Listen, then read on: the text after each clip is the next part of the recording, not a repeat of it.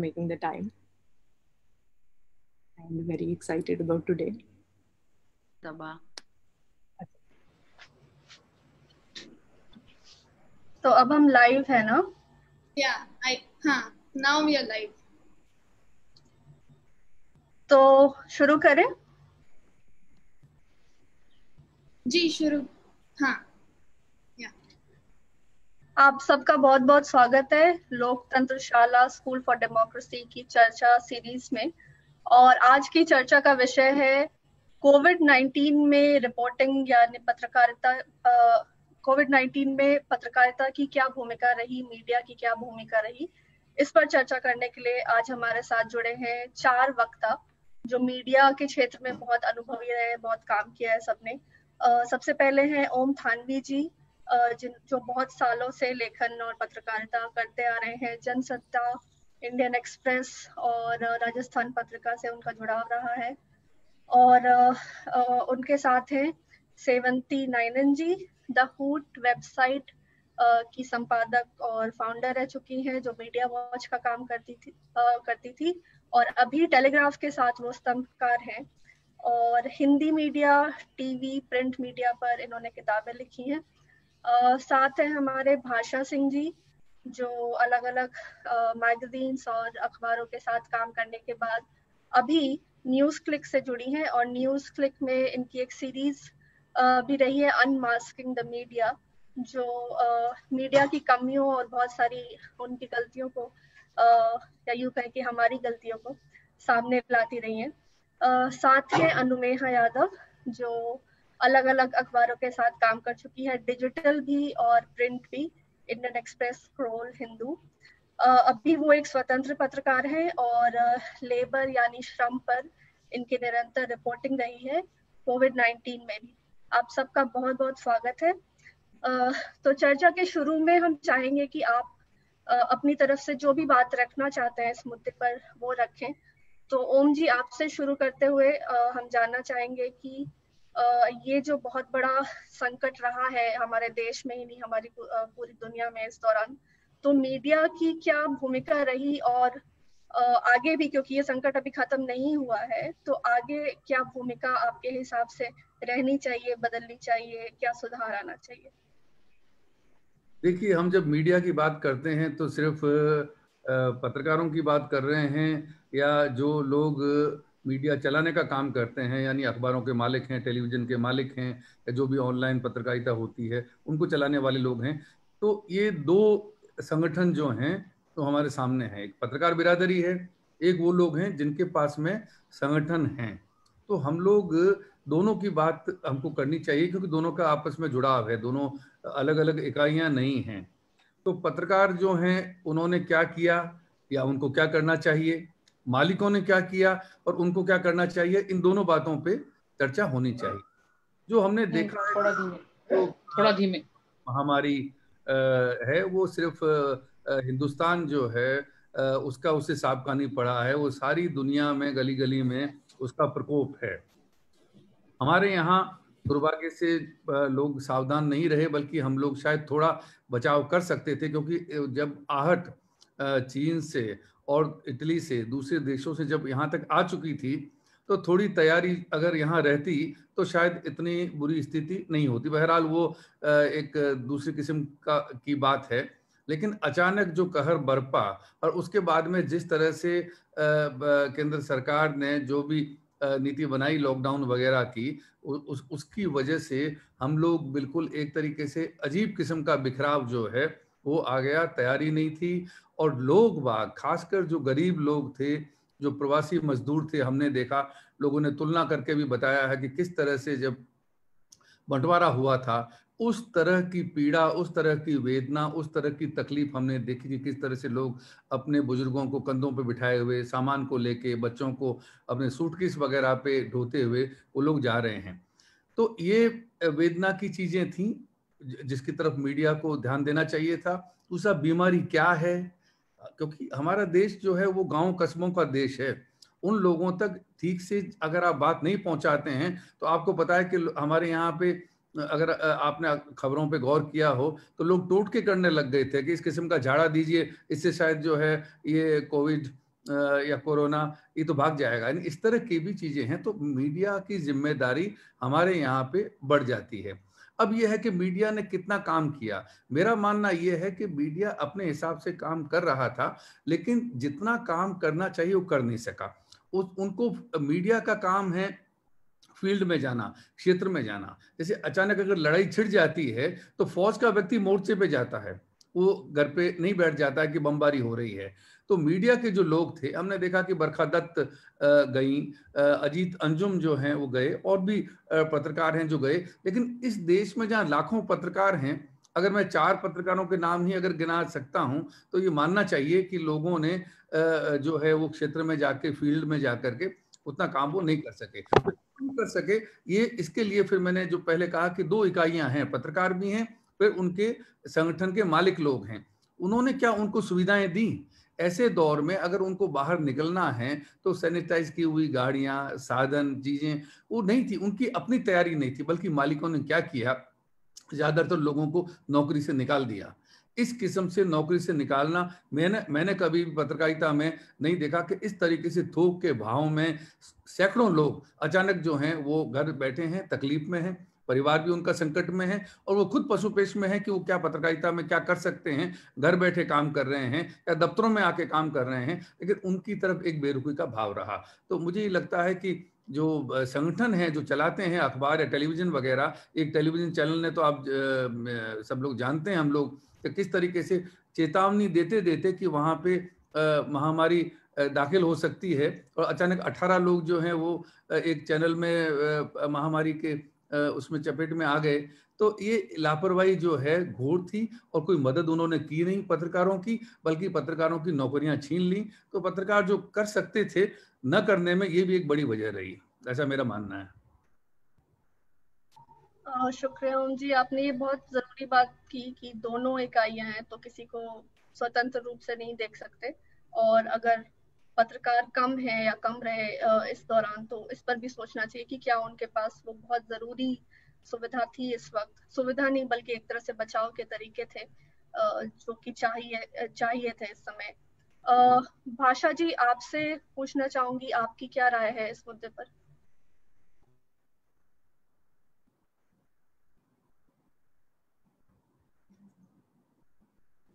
आपको अनम्यूट करना होगा।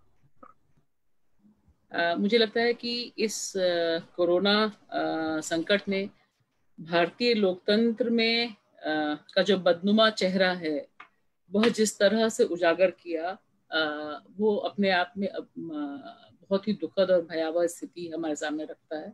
और इसी का एक हिस्सा मैं देखती हूँ जो मीडिया में क्षय हुआ है। मीडिया में जिस तरह से जो बुनियादी सिद्धांत हैं कवरेज के, बातचीत के, क्या हम पक्ष लेंगे, किस तरह से हम रिपोर्टिंग करेंगे, ये उसका एक हिस्सा है। जो व्यापक लोकतंत्र का, लोकतांत्रिक स्पेस का जो शरण हुआ है, जो जिस तरह से उसमें गिरावट आई है, उसका एक बहुत बड़ा असर जो है मीडिया पे दिखाई देता है।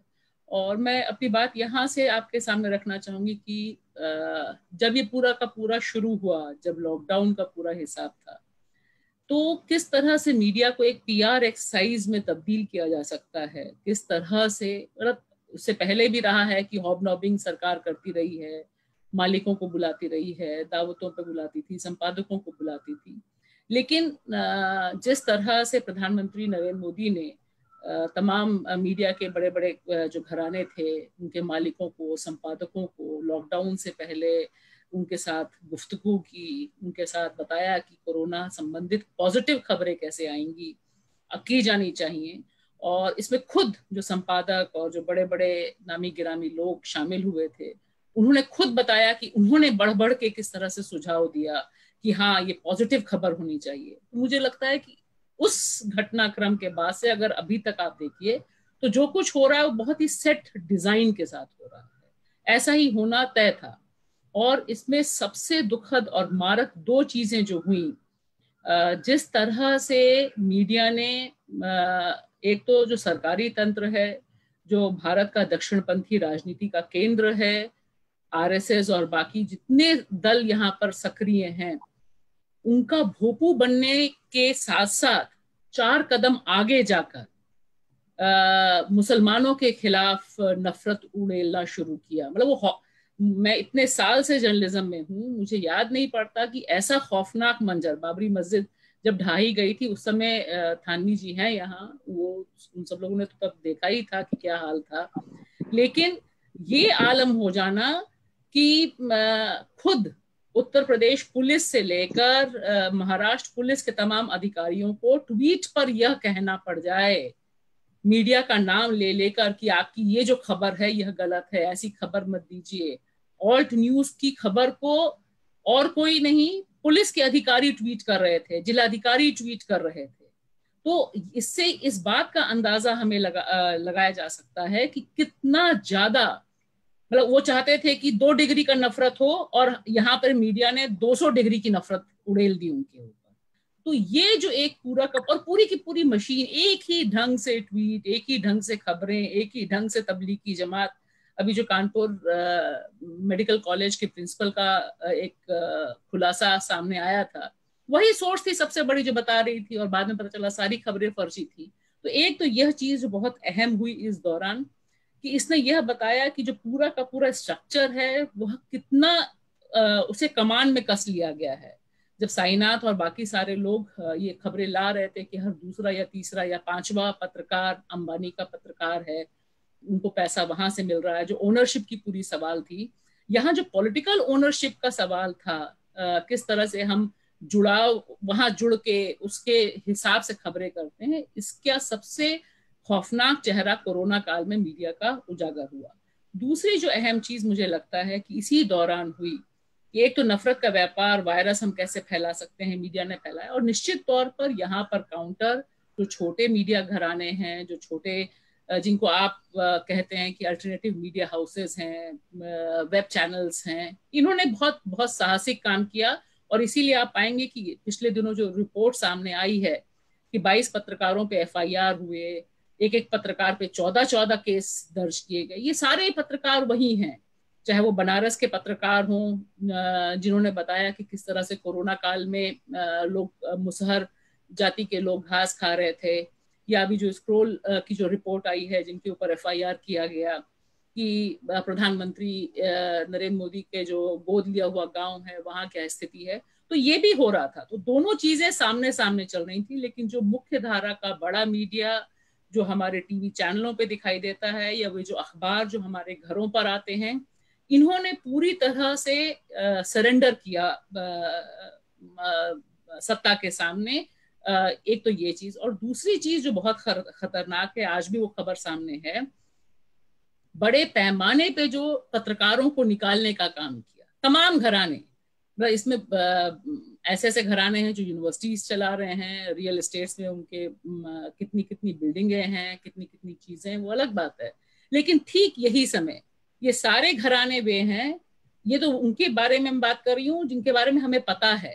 अगर एक भी घराने से, जिस आउटलुक संस्था में मैं काम करती थी, वहां तक से लोग पत्रकार बता रहे थे कि, साथी बता रहे हैं कि 2-2, 3-3 महीने से तनख्वाह नहीं मिल रही है, 40% की कटौती है। और ये सारे लोग लगातार, जब प्रधानमंत्री नरेंद्र मोदी कह रहे थे कि आपको तनख्वाह देनी होगी, अपने मजदूरों को काटना नहीं होगा, उन सारी चीजों को हम दिखा रहे थे। लेकिन वहीं पर सबसे पहले उनको लगा, जिस तरह से सरकार ने इस आपदा को एक अवसर के रूप में लिया तमाम जन विरोधी नीतियों को लागू करने के लिए, उसी तरह से तमाम मीडिया घरानों ने इस आपदा को तमाम लोगों से छुटकारा पाने के लिए एक एक मेल पर, व्हाट्सएप मैसेजेस पर लोगों की नौकरी ले ली, और सारे कानून जो सुरक्षा कवच थे उनको धता बता दिया। तो ये जो दो चीजें हैं कि मीडिया विद इन इटसेल्फ, और दूसरी एक जो बहुत अहम बात, एक तीसरी बात जो बहुत अहम थी कि इसमें जो पत्रकार रिपोर्टिंग करना चाहते थे, पत्रकार जो जाना चाहते थे, पत्रकार जो जा रहे थे भी, कुछ पत्रकारों के नाम ज्यादा मेन स्ट्रीम मीडिया में आए, लेकिन मैं ऐसे अनगिनत साथियों को जानती हूँ देश भर में, छोटे छोटे कस्बों में, जिन्होंने बहुत हिम्मत जुटा के कवरेज की, और उन्हीं की बदौलत जो प्रवासी मजदूरों का इतना दर्दनाक जो माइग्रेशन हो रहा था वो रिपोर्ट आया। तो दूसरी चीज ये, तीसरी चीज ये आई कि इसमें हमारे पास कोई स्ट्रक्चर या सिस्टम नहीं है कि कैसे रिपोर्टिंग हो सकती, कौन से प्लेटफॉर्म्स हैं। अगर मान लीजिए मैं जा रही हूँ, मुझे अपने हिसाब से गाड़ी करनी होगी, मेरे पास कोई फोटोग्राफर होगा कि नहीं, कैमरा पर्सन होगा कि नहीं, बनारस में कुछ लोग करना चाहते हैं, चेन्नई में कुछ लोग कर रहे हैं, सब लोग कर रहे हैं। और वहां पर एक राहत की बात लोगों के दिमाग में ये थी कि सोशल मीडिया पे वे लगातार लाइव कर रहे हैं, दिखा रहे हैं, कुछ ना कुछ नेटवर्क्स के जरिए वो ऑपरेट कर रहे थे। तो रिपोर्टिंग एक जो बहुत अहम पहलू है मीडिया का, वह एक लगातार तकरीबन गायब हो गया। सारे लोग बैठकर टीवी चैनल्स पर अपने अपने शोज में चर्चा करते हुए नजर आए। क्यों? क्योंकि खुद भी एक डर था। आज हम जब दिल्ली में बात कर रहे हैं, दिल्ली में देखिए कितने पत्रकारों को कोरोना हुआ है। एक भी पत्रकार की कोरोना की कहानी अगर आप सुनिएगा तो आप पाइएगा कि किसी के पास कोई बुनियादी सिक्योरिटी नहीं हुई, चाहे वो बीबीसी के रिपोर्टर हों या स्वराज एक्सप्रेस के रिपोर्टर हों या जी न्यूज के रिपोर्टर्स हों। सबके जो हाल है कि आपको जांच कराने के लिए अपनी जान पर जोखिम लगाना पड़ रहा है। लोग ट्वीट करके बता रहे हैं, अजय झा जैसे लोग तमाम सामने ला रहे हैं।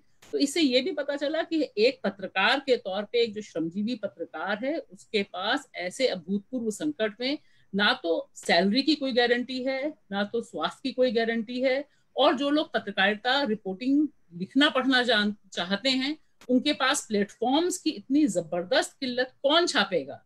और अभी मैं उत्तर प्रदेश से होकर आई, लखनऊ राजधानी में एक घटना हुई जहां पे दलितों को जूतों की माला पहनाई गई, उनका सर मुंडवा दिया गया। और आप सोचिए कि एक भी अखबार ने उसको रिपोर्ट नहीं किया, जबकि वो लखनऊ में है। जब मैंने तमाम लोगों से बोला तो लोगों का कहना है कि बहुत डर का माहौल है, सबके ऊपर केसेस हो रहे हैं।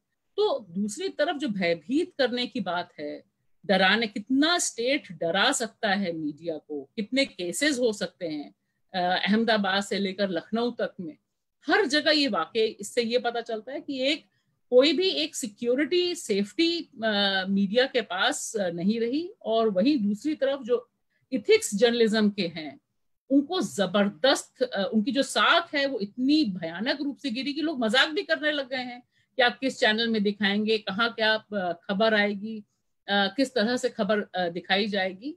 और अंतिम चीज मैं ये कहना चाहूंगी कि अगर जो प्रवासी मजदूरों ने, देश का जो श्रमजीवी हिस्सा है, अगर उसने इस लॉकडाउन के खिलाफ सिविल डिसोबीडियंस नहीं किया होता, अपनी जान को बचाने के लिए वे सड़क पर ना आए होते, तो शायद जो बचा कुचा मीडिया जो फोर्स हुआ उन्हें रिपोर्ट करने के लिए, असली देश को दिखाने के लिए, शायद वो कभी नहीं होता।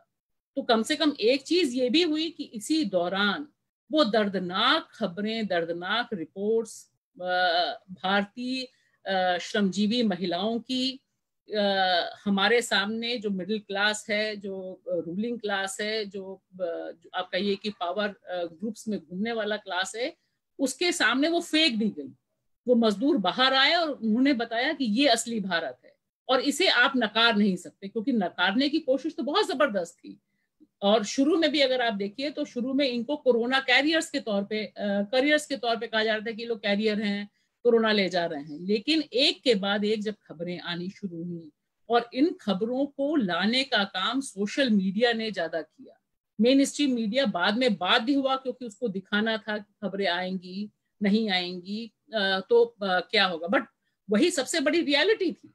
तो वो रियलिटी दिखाने का काम भारत के इस जो मेहनतकश मजदूर, किसान और महिलाएं, खासतौर से महिलाओं और बच्चों की इतनी दिल दुखाने वाली, दहलाने वाली, और साथ ही साथ उनका जो अपने श्रम पे भरोसा करने वाली खबरें थी जो हमारे सामने घटित हो रही थी, वे जब आना शुरू हुई तो एक तरह से दूसरे ढंग का नरेशन भी कोरोना के संदर्भ में बनना शुरू हुआ। और इसने भी कई बहुत बहुत बड़े पैमाने पर संपादकों के या मालिकों के दिल दिमाग कितने बदले ये तो मैं नहीं कह सकती, लेकिन निश्चित तौर पे जो रिपोर्टर्स हैं जिनकी संख्या बहुत बड़े पैमाने पे है, जो पत्रकारिता सही मायने में करना चाहते हैं, उनको बहुत उद्वेलित किया। वे लोग अलग अलग जगहों पे पहुंचे, वहां से उन्होंने जो लोग लिख नहीं पा रहे थे, मैं ऐसे अनगिनत लोगों को जानती हूँ, फेसबुक लाइव करने लग गए, जबकि जब उनके संस्थानों ने कोई जगह नहीं दी तो उनको कुछ नहीं समझ आया, तो उन्होंने अपने अपने यहाँ से फेसबुक लाइव करना शुरू कर दिया, छोटे छोटे वीडियोस बना के व्हाट्सएप पे डालने शुरू कर दिए। तो ये दोनों चीजें जो है इस दौरान हमारे सामने आई। लेकिन मीडिया की जो चुनौती है, मीडिया के सामने जो संकट है, वह उतना ही गहरा, उतना ही खौफनाक है जितना हमारे लोकतंत्र के सामने इस दौरान जो संकट सामने आया वो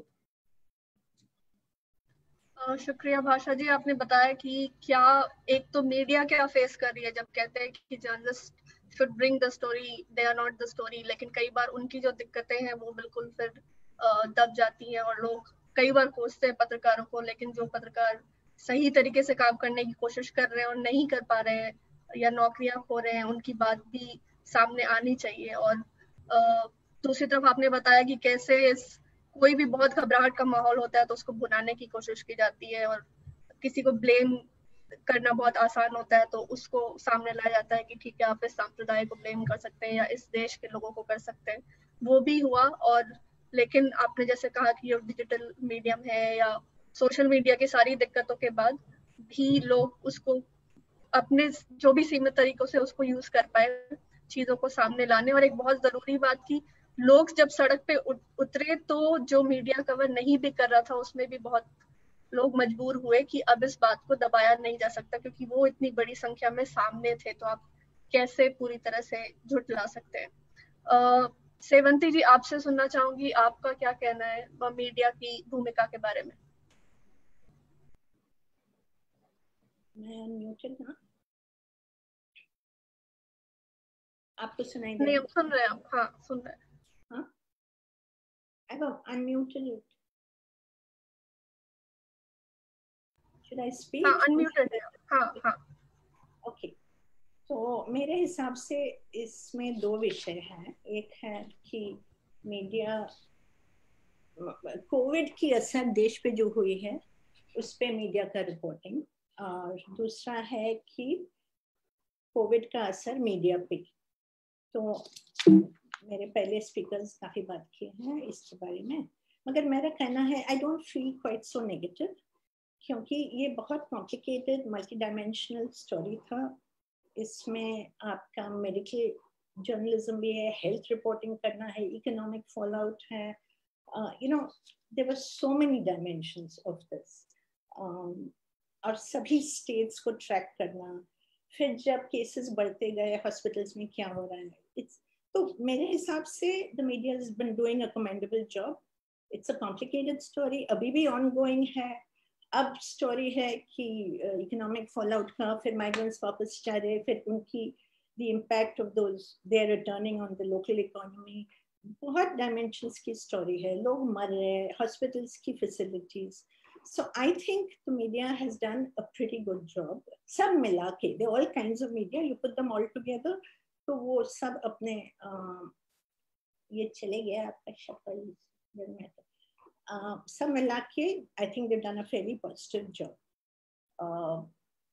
दूसरी बात है कि the impact of media, the impact of COVID on media, जो आप लोग कह रहे हैं, हाँ इट्स अ फैक्ट कि लोगों को नौकरी से निकाला जा रहा है, लोगों को फैसिलिटीज नहीं दिया जा रहा है, that's all one side of it, perfectly valid, मगर मेरे हिसाब से it's been a huge crisis for the media economy, खास करके अखबारों के लिए। और हमारे यहाँ है तो बहुत किस्म की जर्नलिज्म, यूट्यूब पे, टीवी पे, प्रिंट पे, सब जगह। अच्छा, और एक बात कहना चाहती हूँ, टीवी की क्रिटिसिज्म तो हर पूरा साल होता है और वैलिड है, मगर हम जो कह रहे हैं कि टीवी ने कुछ किया नहीं, मैं इससे सहमत नहीं हूँ, क्योंकि शुरू में ये माइग्रेंट की स्टोरी सामने आई क्योंकि for the first time in their lives ये टीवी वाले गरीबों के पीछे भागने लगे। जब उनको अखबारों से लगा कि ये स्टोरी है, वो निकल गए थे।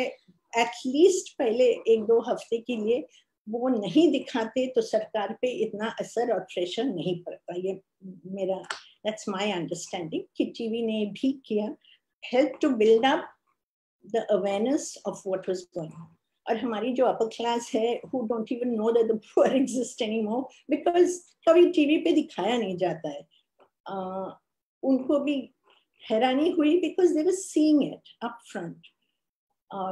It's not only YouTube, it's not only छोटा वीडियो. तो एक तो वो है. दूसरी बात है कि जो असर मीडिया पे हुआ है वो पत्रकारों पे number 1 and number 2 on the media houses. पत्रकारों पे 3 किस्म की असर. पहले तो उनके वायरस की एक्सपोजर और उनकी वल्नरेबिलिटी, काफ़ी लोगों को कॉन्ट्रैक्ट भी किए हैं, फिर उनको इक्विपमेंट नहीं दिया जा रहा, उनको जाना पड़ रहा है, इट्स अ डेंजरस बीट. तो so they faced a lot on that front. Second point was कि उनको what was the thing? एक था from the virus. The second was from उनकी नौकरियों को खतरा.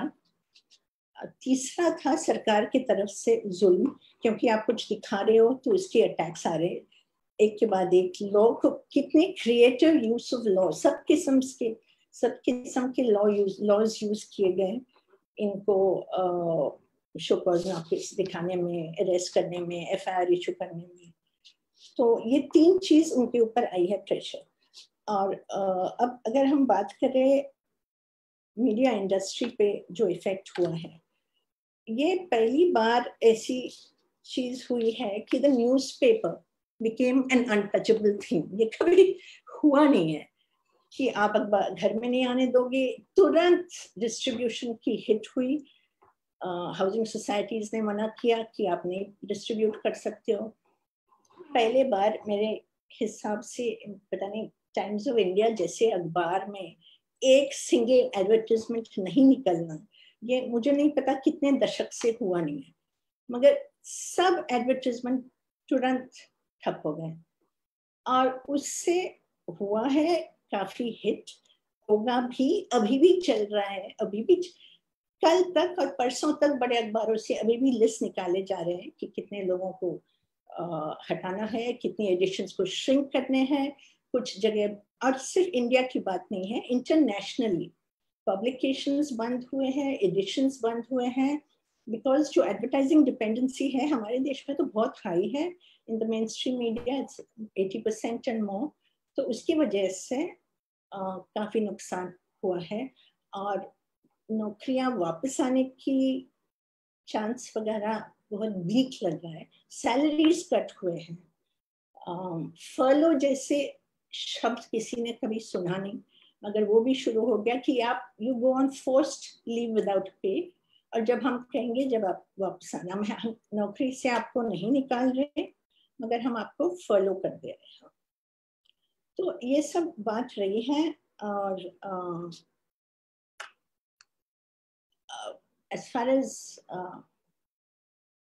print media is concerned, already उनकी हालत काफ़ी ख़राब थी, क्योंकि जब से डिजिटाइजेशन शुरू हुआ है लोग एक्सेस करते इंटरनेट पे, सर्कुलेशन उतना नहीं है, सब किस्म की प्रॉब्लम्स हो रहे हैं. अब जितना भी हम कहे कि ये बहुत ख़राब लोग हैं, ये अपने स्टाफ को मिसट्रीट किए, बात है कि इफ़ दे शट डाउन तो और भी नौकरी आ जाएंगे. तो उनकी वायबिलिटी काफ़ी इम्पोर्टेंट बन जाती है. और वो कैसे करें वो दूसरी बात है, सोचना पड़ेगा. मगर ये सिर्फ इंडिया का बिहेवियर नहीं था, across other countries, UK, US, सब जगह जर्नलिस्ट को फॉलो किया गया, उनको निकाला गया है काम से, और उनको और अखबारें और एडिशंस बंद हो गए. तो फिलहाल तो मुझे इतना ही कहना है.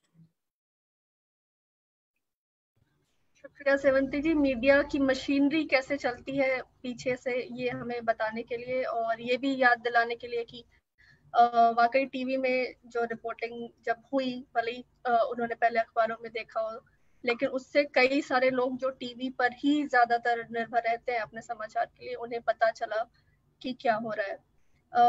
हमारे पास फेसबुक पर सवाल आ रहे हैं, कमेंट्स आ रहे हैं, और मैं लोगों से कहूंगी कि वो डालते रहें. हम उन सबको देख रहे हैं और ज्यादा से ज्यादा सवाल लेने की कोशिश करेंगे. पर उसके पहले अनुमेहा आप बताएं. शुक्रिया अंकिता, और शुक्रिया सभी लोकतंत्रशाला के सभी साथी को कि इस बारे में चर्चा का मौका दिए।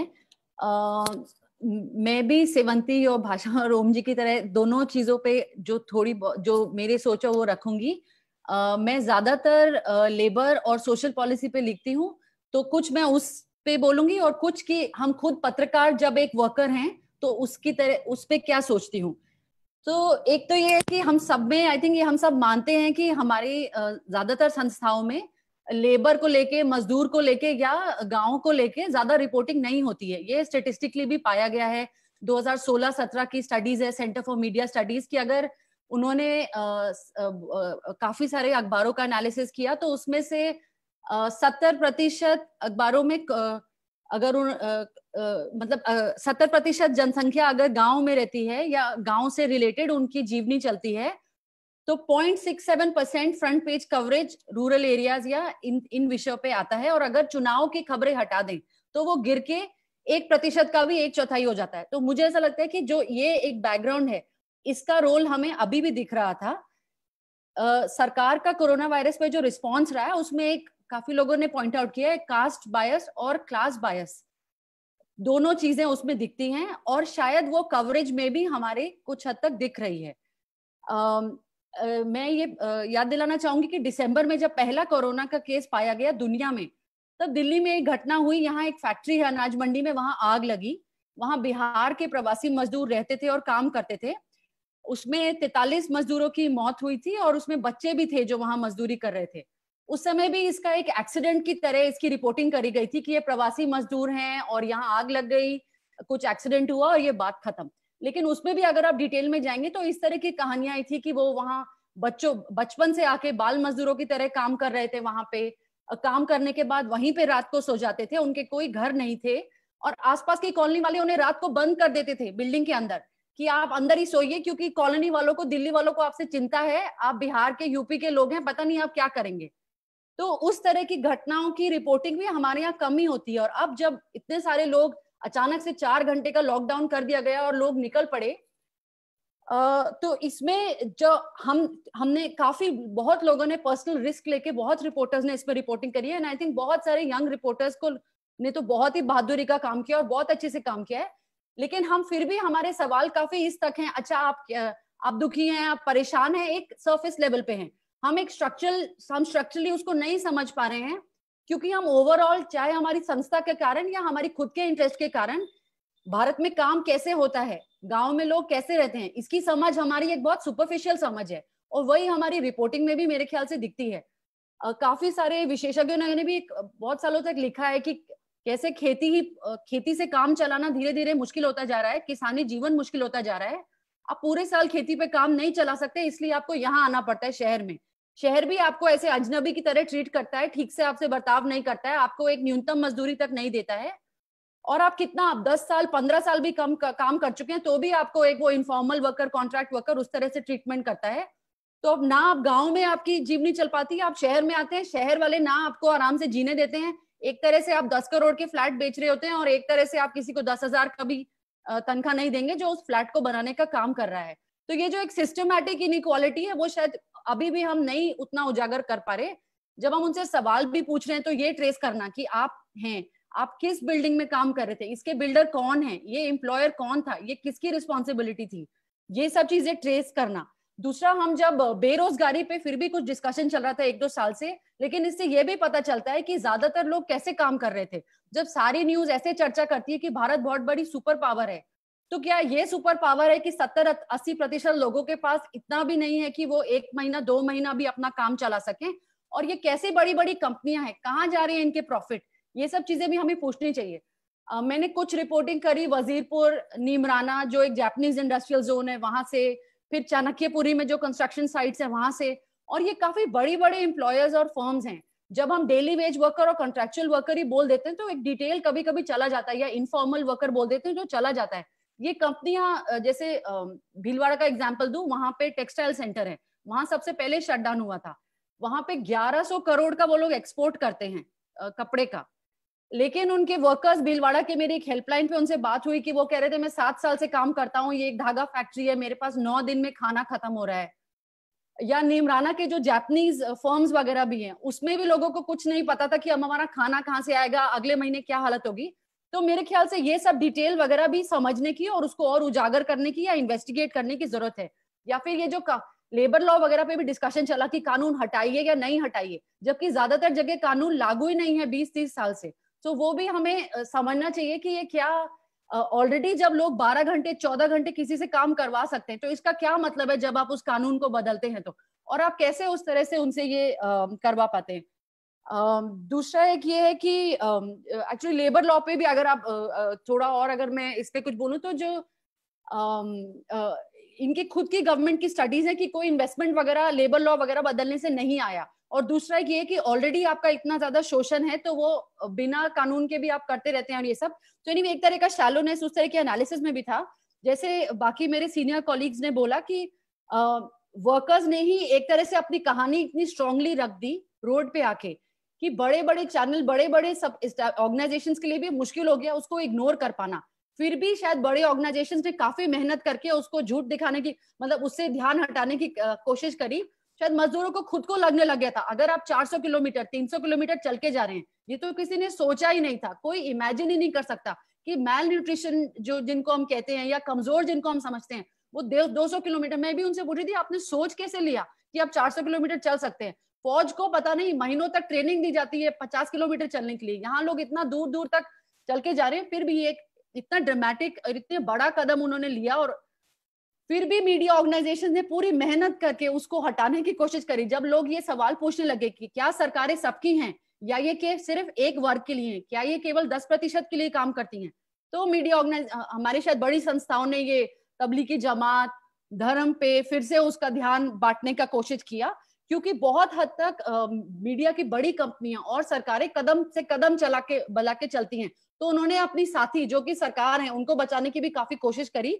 लेकिन फिर भी लोगों का एक बहुत स्ट्रॉन्ग एक रिस्पॉन्स रहा है चल के अपनी बात रखे, और वो भी शायद हम आगे भी हम और समझने की कोशिश कर सकते हैं कि हम उसको और इन डेप्थ कैसे समझें और कैसे ये करें।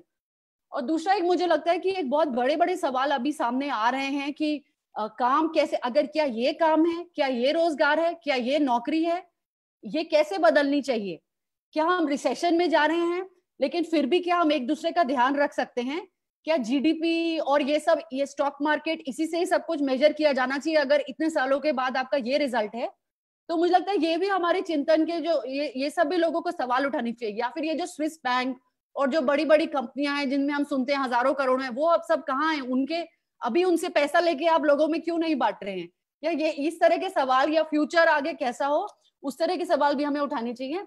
और जो एक हम जर्नलिस्ट एज ए वर्कर हैं, बहुत लोगों को बहुत मुश्किल हो रही है और शायद सबकी अलग अलग स्थिति है, परिवारों का भी एक वो होता है, रिस्पॉन्सिबिलिटी होती है। तो ऐसा नहीं कि लोग बहुत बहादुरी दिखा सकते हैं, लेकिन कुछ हद तक हमें भी एक ये चीज है कि हम दूसरों को मजदूर समझते हैं और हम खुद को बुद्धिजीवी समझते हैं मेरे ख्याल से। इसलिए हम अपने आप को वर्कर नहीं समझते या अपने आप को मजदूर नहीं समझते। हमें आदत ही नहीं है अपने बारे में ऐसा सोचना कि मेरे हक क्या हैं, मैं जहाँ पे काम करता हूँ वहां पे किस तरह का माहौल होना चाहिए। इस पे हमें एक भाषा भी नहीं शायद आती। शायद मुझे 10-15 साल लगे होंगे बहुत सारे मजदूरों का इंटरव्यू करने के बाद समझ में आया कि कुछ बातें जो ये बोल रहे हैं ये तो हमारे साथ भी होता है, you know. So I think वो भी एक हम सबके लिए भी शायद जो यंग जर्नलिस्ट है, जैसे सिरिल सैम है, वो एक यंग जर्नलिस्ट है, वो बहुत डॉक्यूमेंट कर रहे हैं ये सब पे, ये जो ले ऑफ वगैरह हो रहे हैं मीडिया वगैरह में और ऐसे। तो काफी लोग शायद हो सकता है अब इसके बाद कुछ बदले। और मैं ये नहीं कह रही हूँ कि सिर्फ जो पहले यूनियन का सिस्टम था हम उसी में चले जाएं, लेकिन शायद सब यंग जर्नलिस्ट, सीनियर जर्नलिस्ट, सबके साथ मिलकर बैठने के सोचने की भी जरूरत है कि क्या रिस्पॉन्स होना चाहिए, किस तरह से हम एक दूसरे को सपोर्ट कर सकते हैं। बस मैं यही रुकती हूँ। शुक्रिया। शुक्रिया अनुमेहा। बहुत जरूरी बात है ये कि इसको एक घटना की तरह नहीं देखा जाए जो अभी मजदूरों के साथ हुआ कि कोरोना से ये बात उपजी या निकली, लेकिन बहुत पहले से एक व्यवस्था चली आ रही है जो बहुत जानबूझकर अव्यवस्थित रख रही है मजदूरों को, क्योंकि इसमें उनका फायदा है। और दूसरी बात ये भी कि बात सभी लोग, बट मीडिया कर्मी भी अपने आप को याद रखें एक मजदूर की तरह। और जब आप वो याद रखते हैं तो पता चलता है कि असल में लिखना या बोलना ज्यादा आसान है, लेकिन जब आपको अपने लिए बोलना है तो वो ज्यादा मुश्किल है। फिर जब लोग कहते हैं कि अरे मजदूरों को खड़े हो जाना चाहिए मालिकों के खिलाफ, और अब आप खुद सोचते हैं कि मैं हमारे कंपनी के मालिक के अगेंस्ट खड़े हों या उससे अपने हक की बात करें, तो पता लगता है कि कितना मुश्किल है वो करना, जबकि हम लोग डेली वेज वाले नहीं हैं अगर नौकरी कर रहे हैं तो अब थोड़े सवाल लेना चाहूंगी क्योंकि बहुत सारे सवाल आए हैं। सबसे पहला सवाल ये है, और आप में से कोई भी जो जवाब देना चाहे प्लीज दे सकता है। सबसे पहला सवाल है कश्मीर से कि हमारे यहाँ इंटरनेट या तो रहता नहीं है या 2G रहता है, तो इस तरह से हम कैसे कर सकते हैं, हम रिपोर्टिंग ही कैसे करें?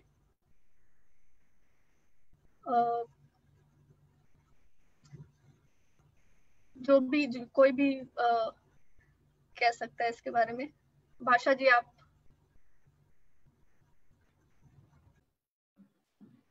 मुझे लगता है कि अब कश्मीर में जो लोग हैं, जो कई मित्र भी हैं जो पत्रकार हैं वहाँ पर, और जब यहाँ लॉकडाउन शुरू हुआ तो सबसे पहले उन्होंने कहा कि अब आपको लगेगा कि कश्मीर पूरे देश में फैल रहा है या जिस तरह से केसेस होना शुरू हुए, तो निश्चित तौर पे कि बहुत बड़ी चुनौती है। और जिस तरह का काम वहाँ पर इतने संकट में भी लोग कर पा रहे हैं, वो मुझे लगता है कि बहुत ही साहसिक और बहुत ही ज़रूरी है, क्योंकि वो बिटवीन द लाइंस पकड़कर खबर रिपोर्ट करना, और मेरे ख्याल से पिछले कुछ समय में जितना संकट हुआ है वहाँ पर, न्यूज़ क्लिक के भी कई लोग हैं वहाँ जो काम करते हैं, मसरत हैं जिनको भी फोटो जर्नलिस्ट है जिन्होंने बहुत ही साहसिक काम किया, उनसे मेरी मुलाकात हुई, मैंने बातचीत भी की उनसे मिलके मुझे लगा कि जिस तरह से कश्मीर में जो जर्नलिस्ट है और ख़ास तौर से जो यंग जर्नलिस्ट हैं, वो जिस तरह से रास्ता निकाल रहे हैं, सच को जिंदा रखने की कोशिश कर रहे हैं, बुनियादी तौर पे उन्हें बाकी लोगों को, बाकी भारत के जर्नलिस्ट को ट्रेनिंग देने की ज़रूरत है, क्योंकि उन्होंने इतना सीखा है कि किस तरह से जिंदा रखा जा सकता है, किस तरह से फोटो खींची जा सकती है, किस तरह से डॉक्यूमेंटेशन किया जा सकता है। ये बहुत ही इम्पॉर्टेंट है। और वहाँ से जो डॉक्यूमेंटेशंस हुए हैं, चाहे वो फोटो के तौर पे हों, चाहे आर्टिकल्स के तौर पे हों, स्टोरीज के तौर पे हों, वो बहुत ही इम्पॉर्टेंट है। और निश्चित तौर पे उनके लिए लिखना और वो खबर बाहर पहुंचाना, क्योंकि कश्मीरी जर्नलिस्ट का मतलब क्या है ये हम सब लोग जानते हैं, हम कैसे उनको देखते रहे हैं। यहाँ पे बहुत से लोग गिरफ्तार होके रहे, अब यहाँ पे लोगों पे केसेस लग रहे हैं। वहाँ के पत्रकारों पे तो केसेस की पुरानी हिस्ट्री रही है, उनको किस तरह से सच बोलने की एक सजा चुकानी पड़ी है। इससे बाकी भारत को भी इस समय सीखने की जरूरत है। जब यूपी में एक स्टोरी करने के लिए FIRs हो रहे हैं, तो तुरंत हमें ये भी कनेक्ट, क्योंकि जब वहां पर होता है तो बाकी भारत बहुत खामोश रहता है। जो तमाम बड़े बड़े मीडिया के जो भी संस्थान हैं वो बहुत कम बोलते रहे हैं, बहुत कम वोकल रहे हैं। तो मुझे लगता है कि वहां पर जो जर्नलिस्ट हैं वो जिस तरह से जिंदा रह रहे हैं, क्योंकि कई जर्नलिस्ट इस दौरान अगस्त के बाद से ऐसी भी खबरें आई, ऐसे लोगों से भी हम मिले जो जिनके लिए जर्नलिस्ट बना रहना, वहां से आजीविका से चला पाना उनके लिए मुश्किल रहा। कई लोग ऐसे हैं जो बहुत ही ब्रिलियंट जर्नलिस्ट थे, वो बाकी दूसरे ढंग के काम कर रहे हैं। एक जर्नलिस्ट की कहानी आई जो बढ़ई का काम करने लग गए क्योंकि पत्रकारिता सारे संस्थान बंद हो गए। तो ये संकट बहुत अभूतपूर्व है, लेकिन वहां पर पत्रकारों ने, एक पीढ़ी ने पूरा सीखा है और उसकी कीमत भी चुकाई है निश्चित तौर पे। और इस समय जो बाकी भारत में पत्रकार हैं उनको भी सीखने की जरूरत है कि जो अभूतपूर्व संकट के समय कैसे जिंदा भी रहकर रिपोर्टिंग की जा सकती है, जिंदा रह के पत्रकार बना रह जा सकता है, क्योंकि आने वाले दिन और कष्टप्रद वाले हैं। ये जो इंडिकेशंस बाकी भारत के लिए हैं, जिस तरह से मामले पत्रकारों के ऊपर हो रहे हैं, छोटी छोटी स्टोरीज पर FIRs हो रही हैं, विनोद दुआ जैसे लोगों को बुलाया जा रहा है, सिद्धार्थ के ऊपर केस हो रहे हैं, ये सब बड़े नाम हैं जिनके हम बात कर रहे हैं। ऐसे अनगिनत जो छोटे छोटे शहरों में, कस्बों में, छोटे छोटे अखबारों में, चैनल्स में काम करने वाले रिपोर्टर्स हैं, इनकी तो हम अभी तक गणना नहीं कर पा रहे।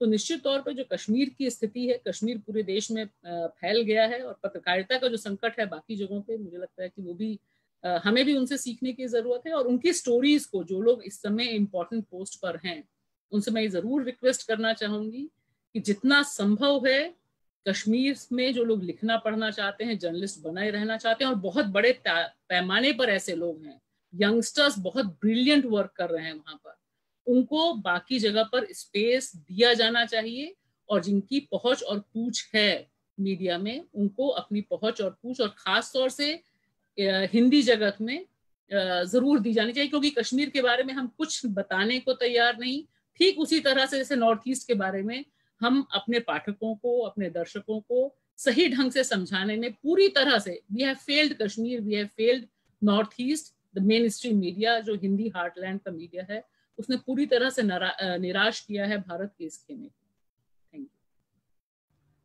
अगला सवाल हमारे पास है कि पत्रकार अभी जिस दबाव और डर का सामना कर, जिस डर में है उसमें काम करना बहुत मुश्किल है, काम नहीं कर सकते इस तरह से लंबे तौर पर, तो इसका सामना कैसे किया जाए? ओम जी, आप कुछ कहना चाहेंगे?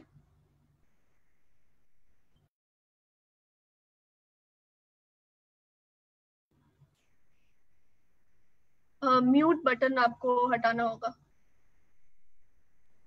हाँ जी, अब ठीक है। सेवंती जी ने भी इसका जिक्र छेड़ा था, और मैं उनका बहुत सम्मान करता हूं, लेकिन उनकी बात से मैं इत्तेफाक नहीं करता हूं। मेरी कोई भी सहानुभूति जो है वो इस तरह से अखबार के मालिकों के साथ में नहीं हो सकती है कि वो रातों रात जो है, बरसों से जो लोग काम कर रहे हैं उनको निकाल दें। ये ठीक है, उनके सामने संकट है, विज्ञापन बिल्कुल बंद हो गया, टेलीविजन वालों को ज़्यादा मिलने लगा होगा, लेकिन आप अगर कोई नया व्यवसाय शुरू करते हैं अखबार का, तो अभी काफ़ी समय तक आपको नुकसान होता है, और वो नुकसान आपका कैलकुलेटेड होता है, आप उस चीज़ को जानते हैं। तो अभी अचानक कोई संकट आया है, आपकी गली में कोई छोटा रोजगार करने वाला व्यक्ति, कोई धोबी, कोई और काम करने वाला, वो भी ये मान के संकट आया है, कुछ समय तक के लिए अपने संचय से काम चलाता है। हम जानते हैं कि हमारे यहाँ जो अखबार हैं या जो माध्यम है मीडिया के, वो ट्रिब्यून जैसे नहीं हैं, उनको कोई ट्रस्ट नहीं चलाता है। उनका किसी का चीनी का व्यापार है, किसी का रियल एस्टेट का मामला है, उनके बड़े बड़े व्यापार हैं, वो लोग व्यापारी हैं जो अखबार चला रहे हैं, टेलीविजन चला रहे हैं। ऐसे बहुत कम मीडिया के होंगे अखबार या टेलीविजन वाले जो शुद्ध रूप से सिर्फ पत्रकारिता का काम करते हैं। तो अगर आपके पास में सहयोग के लिए और व्यापार हैं, तो इस दौर में उनको कम से कम अपने उन पत्रकारों के प्रति वफादार होना चाहिए था, क्योंकि बहुत जिम्मेदारी का काम था, जिसकी चर्चा अभी आप कर रही हैं कि हमने मीडिया के लोगों ने समाज को वो आवाज दी कि नहीं दी जो ऐसे संकट के दौर में जरूरी थी। तो संकट के दौर में जो आवाज दे सकते थे, उनकी आवाज ही अगर हमने छीन ली, तो आप मानिए कि सारी की सारी चीज एक तो गड़बड़ा जाती है। दूसरी बात, मेरा ये भी मानना है कि हमारे यहाँ पे गांव कस्बों की रिपोर्टिंग हुई नहीं। हम अगर संतोष, मैं कोई नेगेटिव नहीं हूं, लेकिन हमें आलोचनात्मक ढंग से सोचना चाहिए कि क्या हम काम कर पाए हैं। ये चीज कहना गलत होगा कि टेलीविजन की वजह से सरकार का ध्यान गया। सरकार का ध्यान जो गया वो यूट्यूब चैनल और व्हाट्सएप, अजीत अंजुम जैसे लोग थे जो सड़कों पे उतरे, वो किसी चैनल में काम नहीं कर रहे थे, और उन्होंने कुछ नहीं हुआ तो वीडियो बना करके व्हाट्सएप वगैरह पे लोड कर दिए, और जुलूस जो निकल रहा है, लोगों के हुजूम, वो सारी चीजें टेलीविजन से पता नहीं चलती थी। बाद में टेलीविजन वालों को लगा ये हमारी जिम्मेदारी, कुछ भी नहीं दिखाएंगे तो हमारी थू थू होगी। तो मेरा मानना ये है कि उन्होंने बाद में कहा, और बाद में सरकार के ऊपर जो भी दबाव पड़ा वगैरह वो दूसरी बात है।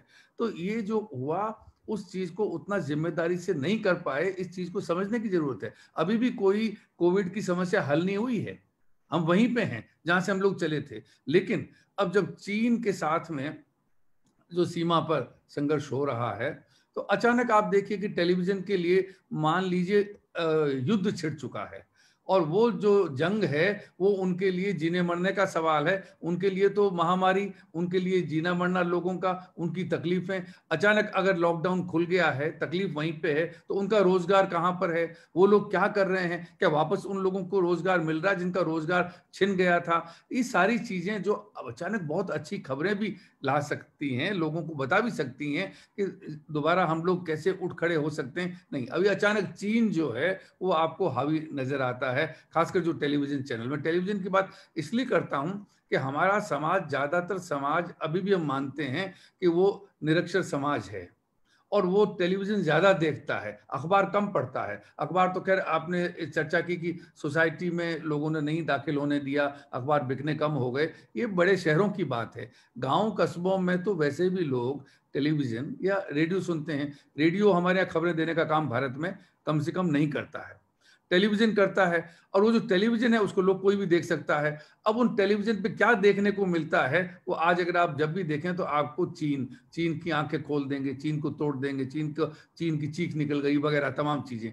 तो ये जो, मैं इसको जिम्मेदार पत्रकारिता नहीं मानता हूँ। तो जो हुआ अच्छा हुआ, उसकी तारीफ मैंने शुरू में ही की, और बहुत सारे नाम मुझको नहीं मालूम है, पर मैं भाषा से सहमत हूँ कि ऐसे बहुत से लोग होंगे छोटी जगहों पर भी उन्होंने काम किया है जो हम लोगों के ध्यान में शायद नहीं आया। कुछ के नाम ज्यादा सामने आ जाते हैं, वो दूसरी बात है, पर जिन्होंने भी किया वो सब तारीफ के हकदार हैं। लेकिन इसके साथ साथ जो लोग नहीं कर सके, और खासकर जो ऐसे लोग हैं जो अखबार या टेलीविजन वगैरह चलाते हैं और साथ साथ दूसरे कारोबार भी अपने चलाते हैं, उनको चाहिए था कि वो धीरज का परिचय देते और इस तरह से लोगों की नौकरी नहीं छीनते। दुर्भाग्य से हमारे यहाँ नौकरी की कोई सुरक्षा सरकार की तरफ से नहीं है। आपको मालूम होगा कि एक वेज बोर्ड लागू है भारत में, वो कितने अखबार उसको अब लागू किए हुए हैं। सब जगह ठेकेदारी वाला काम, कॉन्ट्रैक्ट कल्चर आ गई है। लोग ठेके पर हैं, आप रात को मना कर सकते हैं कि सुबह आपको नहीं आना है। जब तक वेज बोर्ड था, मैं जब इंडियन एक्सप्रेस में काम करता था, मैंने वहाँ 26 साल काम किया। उससे पहले मैं राजस्थान पत्रिका में काम करता था, वहाँ भी 10 साल था। यहाँ पे सब जगह पे मैं वेज बोर्ड पे ही रहा। हमारे सारे पत्रकार साथी, वो वेज बोर्ड पे एक तरह की सुरक्षा थी। आप इस तरह से रातों रात किसी को घर पे नहीं बिठा सकते थे। लेकिन अब ऐसा नहीं है। इसके लिए जिम्मेदार कौन है? इसके लिए जिम्मेदार मैं सरकार को मानता हूं, जो अपने ही वेज बोर्ड को लागू नहीं करवा सकती है, क्योंकि सरकार की मदद वो मीडिया घराने करते हैं वक्त पर, जिसका जिक्र भाषा ने किया था कि आप अचानक उनके साथ में पहले एक बात करते हैं कि हमें आपकी मदद की जरूरत है, तो वो मालिक हैं, वो चाहेंगे तो मदद उनके पत्रकार भी करेंगे, वे जानते हैं। तो उन लोगों को अगर वो वेज बोर्ड नहीं भी लागू करते हैं तो इसकी छूट कौन देता है? इनकी छूट सरकार देती है। तो जो एक तरह से तलवार लटकी है पत्रकारों पे, इसमें मालिकों की नहीं, सरकार की भी मैं मानता हूं कि उतनी बड़ी भागीदारी है। अगला सवाल ये है, इस पूरी चर्चा को सुनते हुए एक सवाल आया है कि आप सबको सुनने के बाद लग रहा है कि स्वतंत्र पत्रकारिता अगर पानी है तो उसके लिए डिजिटल प्लेटफॉर्म्स ही शायद अब ज्यादा बड़ा सोर्स रह गए हैं। तो क्या हमें सिर्फ उसी पर निर्भर रहना होगा, और अगर समाज का एक हिस्सा उसकी तरफ मुड़ भी जाता है तो क्या पूरा समाज उसको एक्सेस कर सकता है? क्या उसके पास डिजिटल मीडिया तक जाने का तरीका है? सेवंती जी, आप इस पर बोलेंगी क्योंकि आपने इस पर काफी लिखा है इंडिपेंडेंट मीडिया पर।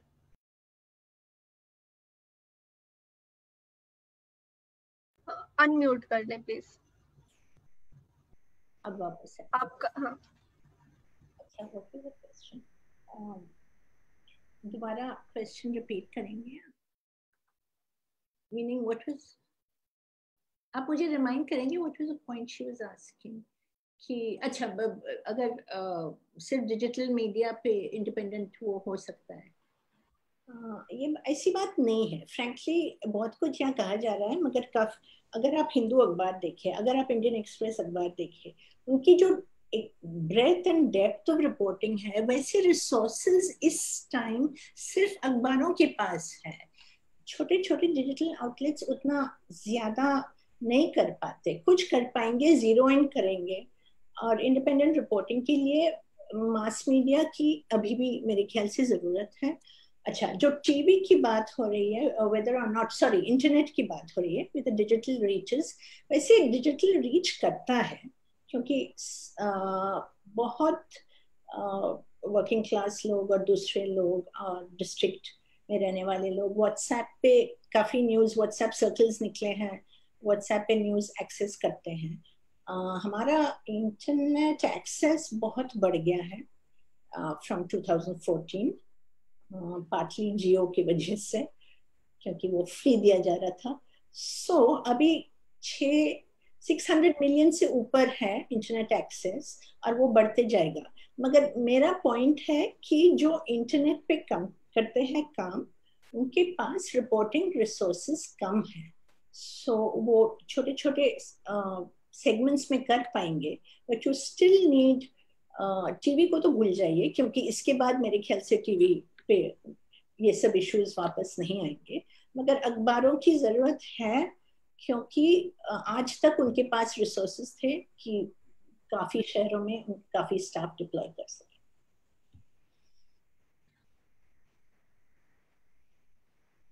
हाँ प्लीज अनुमेय, आप कुछ कहना चाह रहे हैं? जी, मैं ऑब्वियसली हम जो भी कह रहे हैं वो बिल्कुल ही हर जगह सब जगह नहीं अप्लाई होगा। मैं भी सेवंती जी के साथ सहमत हूँ कि अभी भी main stream and specially print बहुत सारी बहुत इंपॉर्टेंट और बहुत रिगरस रिपोर्टिंग करती हैं। मैं खुद ही काफी बहुत ध्यान से उस सारे, क्योंकि जो एक बीट एक चीज होती है कि बहुत बहुत सालों तक उन लोगों ने एक चीज फॉलो करी होती है, तो एक अलग तरह का डेप्थ वो ला पाते हैं reporters, beat reporters, city reporters, civic reporters, all of that. लेकिन एक तो ये कंसर्न की बात है, ये सिर्फ अभी की बात नहीं है, ये एक पहले का ट्रेंड है। जैसे हिंदुस्तान टाइम्स वगैरह में भी हुआ कि इससे पहले भी उन्होंने अपने स्टेट्स के ब्यूरोज बंद किए, जैसे बिहार पटना ब्यूरो, रांची ब्यूरो, आप ये सब बंद कर लीजिए। हिंदू ने भी शायद किए, मध्य प्रदेश, झारखंड, ये सब। सो इतना ज्यादा फोकस दिल्ली में और इतना ज्यादा फोकस बॉम्बे में, आप पूरा 80% देश में क्या हो रहा है, मेन स्टोरीज वहां है, लेकिन वहां से रिपोर्टर्स को यहाँ ले आना, और बल्कि शायद हमको इससे जुड़ा हुआ है पे पैरिटी वगैरह जो है, कि आपके दिल्ली को रिपोर्टर को आप 60 लाख और 70 लाख देंगे और उसको रखने के लिए आप 50 रिपोर्टर को पटना और रांची में फायर कर दीजिए।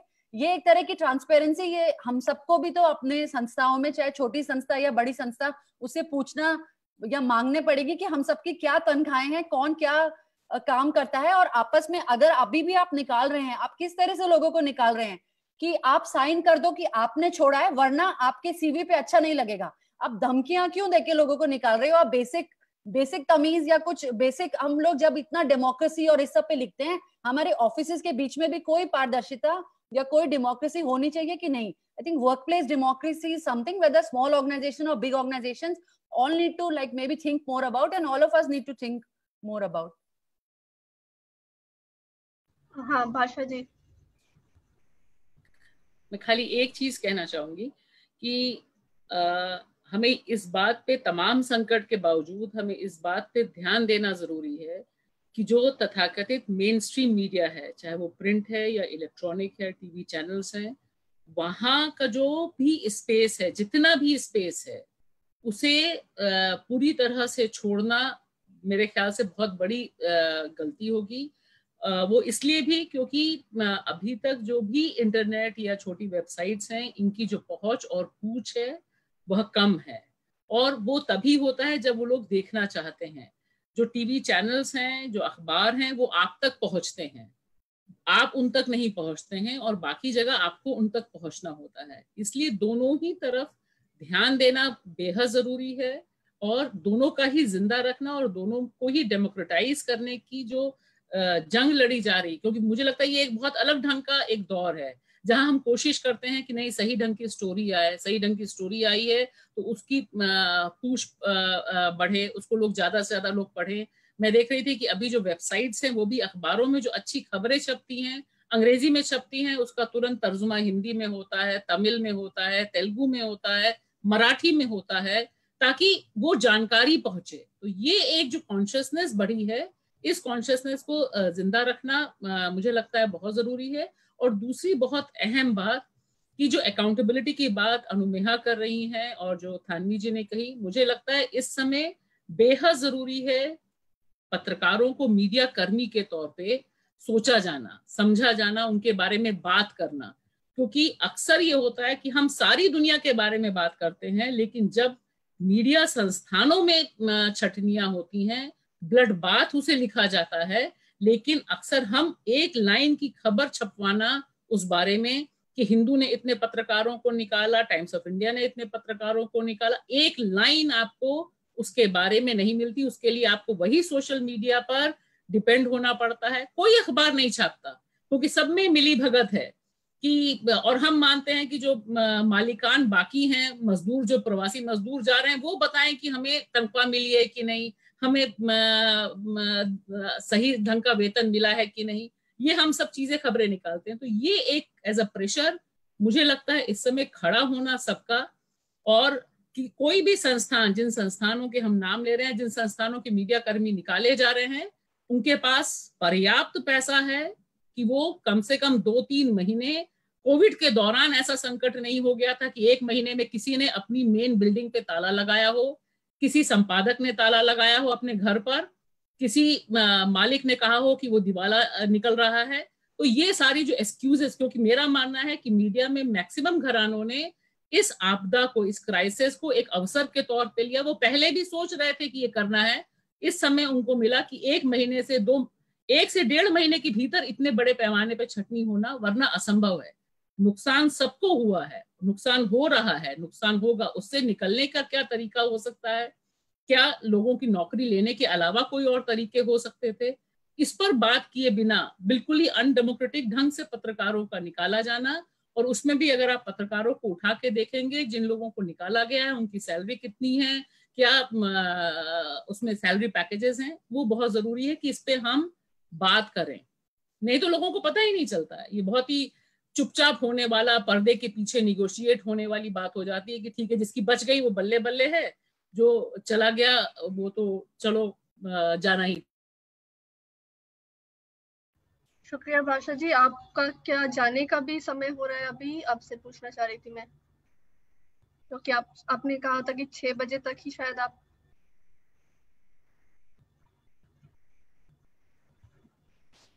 जी। अब अभी 15 मिनट होंगे। हाँ, 15 मिनट अभी होंगे। ठीक है, तो फिर 15 मिनट तक मुझको 6 बजे जाना। अच्छा, ओम जी को तो आप अभी जाना चाह रहे हैं? ठीक है, ठीक, बहुत बहुत धन्यवाद, बहुत बहुत धन्यवाद आपके समय का। ठीक है, तो मैं अभी आप दोनों को धन्यवाद कर दे रही हूँ बहुत तहे दिल से, और जब तक रह सकते हैं, अगर आपके प्लान में कोई भी चेंज होता है रह सकते हैं तो बहुत अच्छा होगा।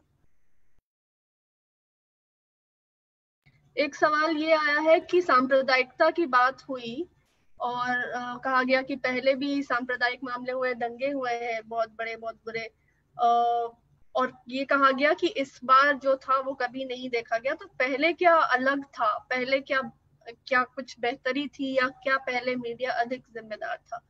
तो कोई अगर 92 या 84 या इस तरह की कोई भी जो सांप्रदायिक घटना हुई उसको लेकर, और अभी जो सांप्रदायिकता के पहलू आए हैं कोविड रिपोर्टिंग में, उस पर अगर आप कोई टिप्पणी करना चाहेंगे।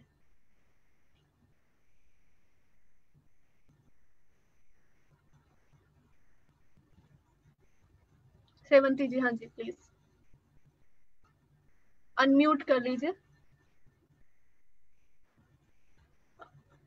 आपका ऑडियो बंद है, अनम्यूट करना होगा। हाँ, अब सही है।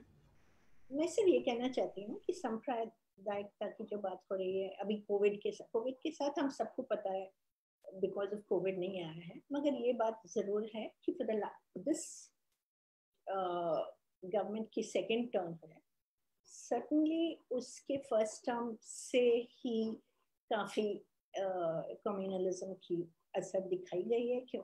और हमें सबको पता है, चाहे इलेक्शन हो ना हो, जब उनके सेवंती जी, बीच में मैं बोल रही हूँ, लेकिन थोड़ा सा माइक के और करीब आ जाए। थोड़ा सा कमेंट आया है कि कुछ स्पीकर्स अगर और, हाँ, थैंक यू। माइक किधर है?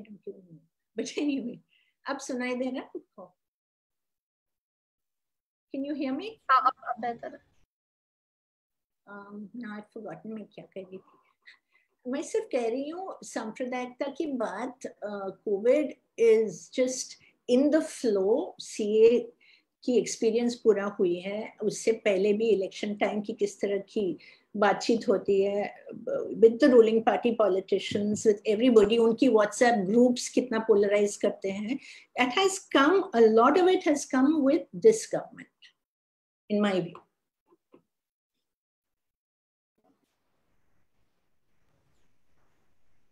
भाषा जी।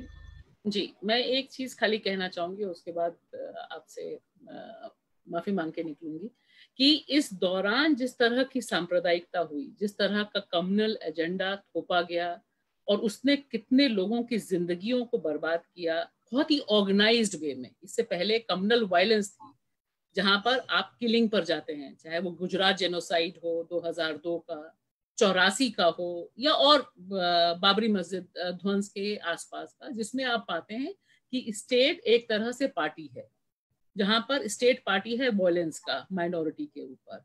और वहां पे मैं उस समय पढ़ती थी जब बाबरी मस्जिद का ध्वंस हुआ और उसके बाद की जो हिंसा हुई, वो हिंसा हमने दूसरे एज ए स्टूडेंट मैंने देखी, झेली में, लखनऊ की रहने वाली थी। उस समय अखबारों के बारे में बातचीत थी, अखबारों ने जिस तरह की भूमिका अदा की, दैनिक जागरण सहित बाकी अखबारों ने, जिसपे शिवंती जी और बाकी लोगों ने बहुत लिखा भी है, अखबारों का जो कम्युनल एंगल है उसको लेकर। लेकिन इस बार जो हुआ, जो कोरोना के समय जिस तरह का एक नफरत का वायरस फैलाया गया, मुझे लगता है कि ये इस मामले में अनप्रेसिडेंटेड था कि एक ही ढंग से एक कम्युनिटी को टारगेट करके एक महामारी वाले समय में आपने बताया कि इसी की वजह से फैल रहा है। सुबह से शाम आप टीवी चैनल्स की जो एक सत्ता एस्टैब्लिश हुई है कि वो किस तरह से एजेंडा क्रिएट कर सकते हैं, दुश्मन क्रिएट कर सकते हैं, नफरत क्रिएट कर सकते हैं, ये हमने सीए के समय देखा, जो नागरिकता संशोधन कानून के खिलाफ आंदोलन चल रहा था, उस समय भी उन्होंने निभाई थी, उससे पहले भी निभाते रहे हैं। लेकिन कोरोना का इतना जो छोटा पीरियड है कि 2 से 3 महीने के भीतर इन्होंने एक दुश्मन को निशाना बनाकर 24 घंटे का जो कैंपेन चलाया उसके खिलाफ, इस तरह का कैंपेन वो पहले जेएनयू पे चलाते रहे हैं, बाकी यूनिवर्सिटीज के खिलाफ चलाते रहे हैं। लेकिन इस बार आप पाएंगे कि ये जो पूरा का पूरा कैंपेन था, बहुत ही छोटे समय में, बहुत ही ऑर्गेनाइज्ड ढंग से, तकरीबन सारे टीवी चैनल्स एक ही ढंग की बातचीत, कुछ अपवाद जरूर हैं, लेकिन मेजॉरिटी जो टीवी चैनल्स हैं अगर आप उठा के देखिए, और 100% झूठ पर, जहां 1% उनको इस बात पे शर्म नहीं आई, उन्होंने माफी नहीं मांगी कि उन्होंने गलत बोला, गलत जानकारी शेयर की, गलत वीडियोस चलाए।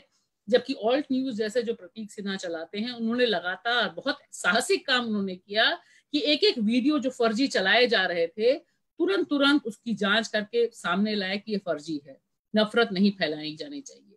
लेकिन आप देखिए कि ये जो काम किया, इससे ये पता चलता है, एक टेस्ट केस के तौर पर है कि कोरोना काल में मीडिया का जितने कम समय में सांप्रदायिकरण हुआ और इस एजेंडे को एक कम्युनिटी के खिलाफ, वो तुरंत व्हाट्सएप पे आ जाता है, तुरंत व्हाट्सएप के थ्रू सर्कुलेट होते हैं वो सारे जो शोज चलते हैं मुसलमानों के खिलाफ। इससे मुझे लगता है कि ये एक बहुत ही खौफनाक मंजर, मीडिया के लिए बहुत ही बर्बर मंजर था, बहुत ही हॉरिफाइंग सीन है, जहां पर आप 100% फेक न्यूज थूक रहे हैं, नॉनवेज मांग रहे हैं। जिस तरह से कसाब वाला झूठ हमने फैलाया था कि कसाब ने बिरयानी मांगी थी, उसी तरह का झूठ, अनगिनत झूठ जितने टीवी चैनल्स हैं वो फैलाते रहे। और इसने इंडियन माइंडसेट को, क्योंकि वो 24 घंटे चल रहे हैं, घरों में चल रहे हैं, झुग्गियों में चल रहे हैं, रेलवे स्टेशन पे चल रहे हैं, हॉस्पिटल्स में चल रहे हैं। मैंने इतनी नफरत, मैं 3-4 मीडिया समूह के व्हाट्सएप ग्रुप की सदस्य हूँ, इतनी नफरत मैंने कभी नहीं देखी जहां पे वो इतनी नफरत फैलाई जा रही थी। मतलब डर लग रहा था आपको कि, और इसकी वजह से जो मुसलमान तबका है उसमें इतना डर हो गया था कि क्वारंटाइन अगर उनको कर दिया जाएगा, उनको मार दिया जाएगा, उनके खिलाफ इतनी नफरत है। तो ये जो एलिनिएशन करने में मीडिया ने सफलता हासिल की, वो बहुत अपने आप में एक खौफनाक है। और हो सकता है कि आगे वो किस तरह से ऑपरेट करे, ये इसके बारे में मैं नहीं कह सकती, लेकिन इसने एक टेस्ट केस है मीडिया का कोरोना में कि हम कितने सांप्रदायिक हो सकते हैं, कितने दमसम से फेक न्यूज चला सकते हैं, और कभी हम शर्मिंदा और माफी नहीं मांग सकते हैं, जो मेन स्ट्रीम टीवी स्ट्रीम का मीडिया है। इसी के साथ अंकिता और बाकी जो दोनों साथी अनुमेहा और शिवंती जी, आपसे मैं अनुमति लेना चाहूंगी। Thank you. थैंक यू भाषा जी। अनुमेहा आप कह रहे थे कुछ? अंकिता, शायद मतलब मैंने ये 92 या 2002 वगैरह पे रिपोर्टिंग नहीं करी है, लेकिन आसिम अली एक रिसर्च स्कॉलर है जिन्होंने ये पॉइंट आउट किया है कि इससे पहले जो इकोनॉमिक डिस्क्रिमिनेशन है at a very everyday level, वो इतना ज्यादा रोजाना तरीके पे आप सब्जी किससे ले रहे हैं, इस तरह की घटनाएं पहले नहीं हुई हैं। ये एक नई चीज होनी शुरू हो गई है।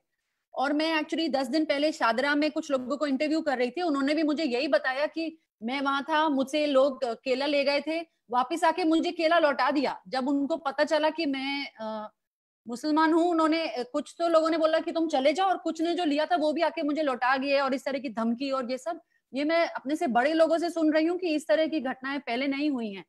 और शायद इसको लेके फिर हमें ये भी सोचना चाहिए कि आगे जो, जिसपे काफी लोगों ने स्टडीज और डिबेट भी कभी कभी होते रहे हैं, कि उसमें हमारे खुद का कितना रिप्रेजेंटेटिव भी रहा है, कि उसमें जैसे आप भी जानते हैं कि कितना पत्रकारों में कौन सा समुदाय, कितना ज्यादा हद तक लोग काम कर रहे हैं, नहीं कर रहे हैं, क्या एक ही जाति और एक ही धर्म के लोग ज्यादा रिपोर्टर्स हैं, और एक उस तरह का सवाल भी दोबारा उठता है जो पहले भी काफी बार डिस्कस हो चुका है। एक सवाल आया है कि हम लोग जो एक्टिविस्ट हैं या जन आंदोलनों के सदस्य हैं, हम लोग क्या कर सकते हैं, कोई मदद कर सकते हैं मीडिया की, जिससे वो अपना काम ज्यादा बेहतरी से करे?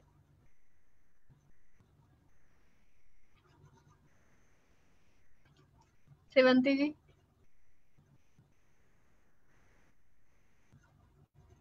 अनुमेहा, अच्छा आपको, अनुमेहा आप शुरू कर सकते हैं और फिर सेवंती जी अगर कुछ जोड़ना चाहे। I can wait for Sevanti, अगर वो कुछ बोल रही थी तो मैं मुझे रुकती। लगा वो कह रहे कि वेट। ओके सेवंती जी आप अनम्यूट कर सकती हैं, मुझे नहीं लगता कि आपका कोई बैकग्राउंड म्यूटेड है, हम आपको सुन नहीं पा रहे हैं। हाँ अब ठीक है। सो अनुमेहा आप बोलना चाहोगे? Okay sure. सो जन आंदोलनों को मेरी तरफ से तो मैं ऑलरेडी एक रिपोर्टर की तरह पे बहुत धन्यवाद बोलना चाहूंगी, क्योंकि हम ऑलरेडी जो भी सीखे हैं आपसे ही सीखे हैं, क्योंकि ऑलरेडी जो रिपोर्टिंग करते हैं उसमें इतना चांस नहीं मिलता है कि किसी चीज को इन डेप्थ समझ पाए। तो जब कहीं स्टेट पे जाते हैं या गांव में या ब्लॉक में आपके साथी मिलते हैं और एक इश्यू बताते हैं, शायद दो तरह के सोर्सेज होते हैं लोगों के। कुछ लोगों के सोर्सेज मिनिस्ट्री में और केवल नॉर्थ ब्लॉक साउथ ब्लॉक इसमें होते हैं, और हम सब के सोर्सेज लाइक कहीं और स्टेट में, ब्लॉक में, गांव लेवल पे आप होते हैं। तो ऑलरेडी उस तरह की मदद, जिस तरह का आप डॉक्यूमेंटेशन करते हैं, जिस तरह कई बार PIL वगैरह इस तरह के केसेस करते हैं, उन सब चीजों से हमें बहुत सीखने को मिलता है। और आई थिंक जिस तरह का प्रेशर वगैरह भी आप डालते हैं, या जो मैं शुरू में कहा था कि गांव में क्या स्थिति है, या लोगों के जीवन का क्या स्थिति है, या जब गांव वाले अपना जमीन नहीं देना चाहते हैं, डिस्प्लेसमेंट के खिलाफ जब बोलते हैं, उद्योगों के खिलाफ जब बोलते हैं, या उनका माइग्रेशन के साथ उनका किस तरह के अनुभव हैं, ये सब चीजें शायद आप लोग ही सिखाते हैं हमको। और ये सब चीजें शायद इस क्राइसिस में भी हमें ये देखने को मिला है कि ये कहीं ज्यादा सीखने समझने की जरूरत है, ज्यादा गहराई से।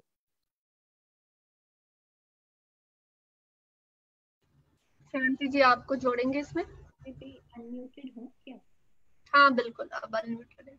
ओके, नहीं मुझे सिर्फ ये कहना है कि रिपोर्टर्स जैसे टीवी चैनल को तो छोड़िए, टीवी चैनल में रिपोर्टिंग काफी दिन पहले चले गया, मगर रिपोर्ट जब अखबारों और वेबसाइट्स भी जब रिसोर्सेज लिमिटेड है, तो हमें बहुत ज़रूरत है कि आप जैसे लोग हमें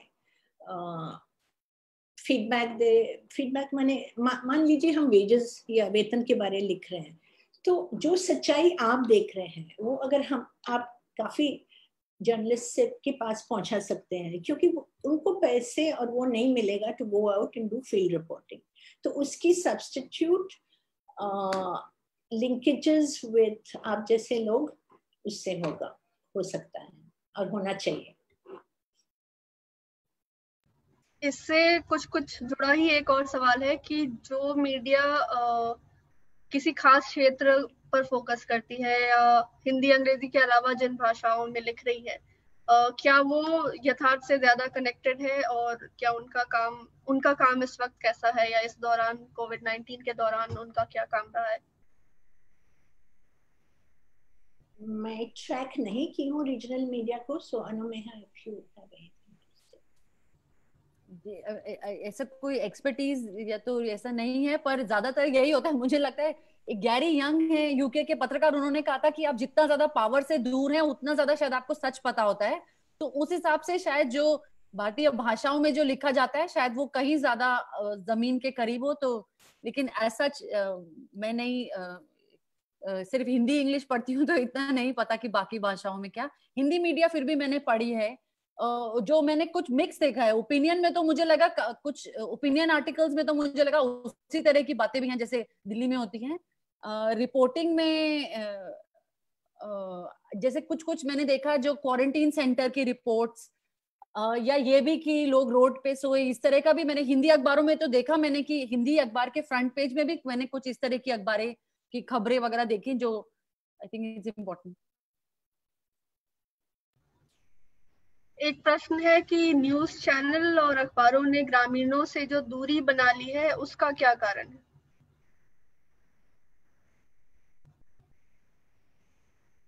न्यूज चैनल और अखबारों ने ग्रामीण क्षेत्रों और ग्रामीण लोगों से दूरी बना ली है, उसका क्या कारण है? मेरे हिसाब से ट्रैवल रिस्ट्रिक्शंस, ट्रैवल के लिए पैसे नहीं इन्वेस्ट करना, ये सब चीज़ है उसके पीछे। कि चाहे टीवी चैनल हो, टीवी चैनल तो बिल्कुल ही नहीं, सब रिपोर्टिंग बंद हो गया था, और अखबारों भी काफ़ी उनकी बजट रिस्ट्रिक्शंस है, मगर वो स्टेट कॉरेस्पॉन्डेंस से काफ़ी कवरेज कर पाते हैं। और प्रॉब्लम ये हो गया कि अब के ज़माने में सिर्फ इलेक्शन टाइम में कोई सोचता है कि मुझे ग्राम में जाना है, सिर्फ इलेक्शन टाइम में अखबार उनको ट्रैवल की वो अनुमति देता है। तो यही प्रॉब्लम है दैट बिल्कुल round the year rural reporting नहीं हो रहा है, क्योंकि people don't want to spend the money on it, the big media houses.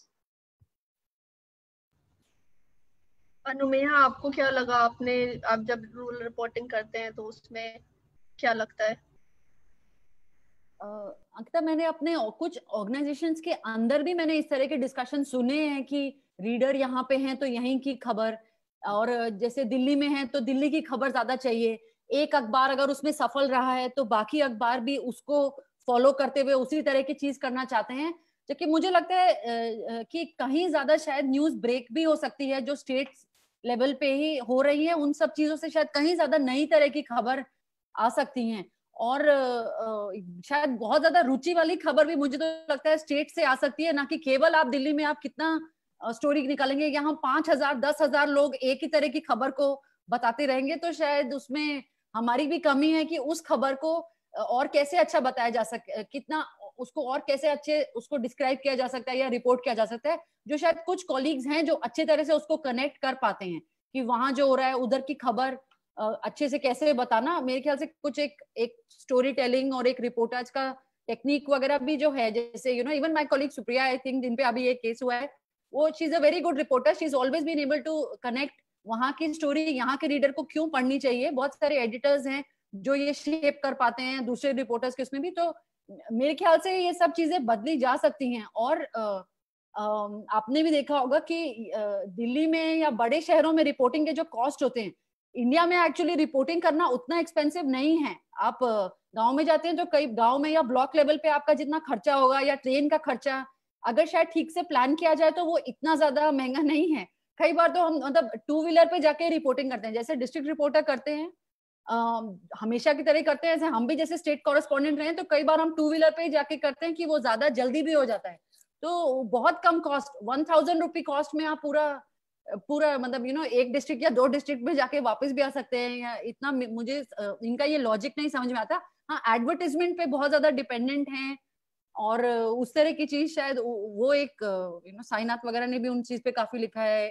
शायद उस तरह के स्ट्रक्चरल कारण है कि पहले उनका कहना है कि पहले अखबार एक तरह का बिजनेस होता था कि कुछ एक इंडस्ट्रियलिस्ट थे जिनका अखबार एक मेन बिजनेस था, जबकि अब रिलायंस वगैरह इस तरह के जो घराने हैं, आपका ऑयल में, गैस में, कोल में, कपड़े में आपके 200 तरह के व्यापार हैं, उनमें से एक व्यापार आपका मीडिया या एंटरटेनमेंट है। तो उसको आप फिर किस तरह से चलाते हैं, क्योंकि आपको अपने बाकी 190 व्यापार में आसानी होगी, तो आप उस मीडिया को कैसे चलाएं, इस तरह का एक जो कनेक्शन आ गया है। तो शायद हम दूसरे देशों से भी सीख सकते हैं कि वो इस तरह की चीज कैसे अवॉइड करते हैं कि इतने बड़े बड़े मल्टी इंडस्ट्री कॉन्ग्लोमेरेट जो कोल का काम कर रहे हैं वो ये भी चलाएं। इस तरह का चीज को किस तरह से अलग किया जा सकता है। एक चीज है कि ये बहुत ज्यादा सीरियस इशू रहा है कोरोना वायरस, लेकिन कई बार उतने सीरियसली जो प्रेजेंटेशन है मीडिया में वो नहीं हुआ है। तो वो ऐसे में ये होता है कि लोगों को ये बताएं कि वो सारे प्रिकॉशंस लें और सारे रूल्स फॉलो करे, बहुत जरूरी है कि वो इसको सीरियसली ले। लेकिन दूसरी तरफ ये भी है कि अगर मतलब हम लोगों को पैनिक स्टेट में नहीं पहुंचाना चाहते कि वो पैरालाइज हो जाए और कुछ कर ही ना पाए, इतना ज्यादा डर जाए कि डर से कुछ उल्टे सीधे काम करने लगे। एक तरह से सांप्रदायिकता वाली बात भी उस मोड में आती है कि पैनिक में आप कुछ भी उल्टा सीधा सोचने लगते हैं, करने लगते हैं। तो इसका बैलेंस कैसे रखा जा सकता है कि जब कोई बहुत सीरियस सिचुएशन है और एक तरफ मीडिया उसको नहीं दिखा रहा है, तो स्वतंत्र या सही मीडिया उसको बिल्कुल उसकी ग्रेविटी को बताए लोगों को, लेकिन इस तरह से बताए कि लोगों में बिल्कुल भय और आतंक का माहौल नहीं हो कि उसके कुछ उल्टे नतीजे निकले।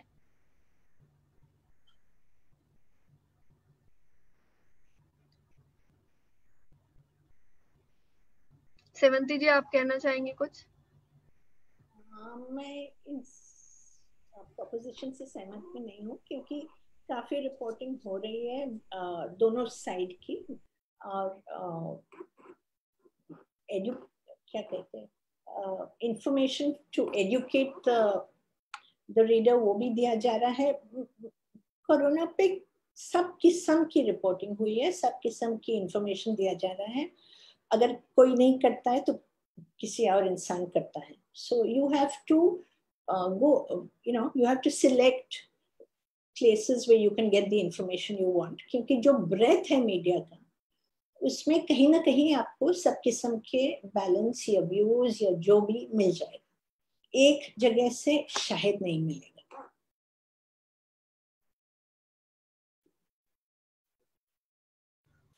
अनुमेया, क्या कुछ ऐड करना है? I agree with Sevanti ji. Actually it could also भी कि हम लोगों की पढ़ने की आदत इतनी ज्यादा व्हाट्सएप पे हो गई है कि जो व्हाट्सएप पे आया सिर्फ वही पढ़ लिया। शायद हम कुछ सीनियर कॉलीग्स हैं, मुझे लगता है, जो बहुत अनुशासन से जाके ध्यान से न्यूज पढ़ते हैं, और उस तरह का चीज कि जाके न्यूज़पेपर्स का उनके जो एक्सप्लेनर वगैरह उस तरह की चीजें जो मतलब हम खुद भी कई बार इतना वाइडली नहीं पढ़ रहे होते हैं, तो वो भी आई थिंक एक हद तक सही है। कुछ शायद है भी, आई थिंक हेल्थ रिपोर्टर शायद इस पे बेटर कमेंट कर सकते हैं। कुछ चीजें हैं जो शायद काफी कॉम्प्लेक्स हैं और ये बहुत जल्दी जल्दी चेंज हो रहा है। जैसे शुरू में ये हो रहा था कि समझ में नहीं आ रहा था कि जैसे मेज है या कुर्सी है, इसको छूने से भी आपको हो सकता है कि नहीं। अभी इस तरह की न्यूज ज्यादा आ रही है कि नहीं, अगर 15-20 मिनट तक आपका इंटरैक्शन है, 2 मीटर से कम की दूरी है, ऐसा नहीं है कि आप बिल्कुल ही आर पार हुए और लग जाता है।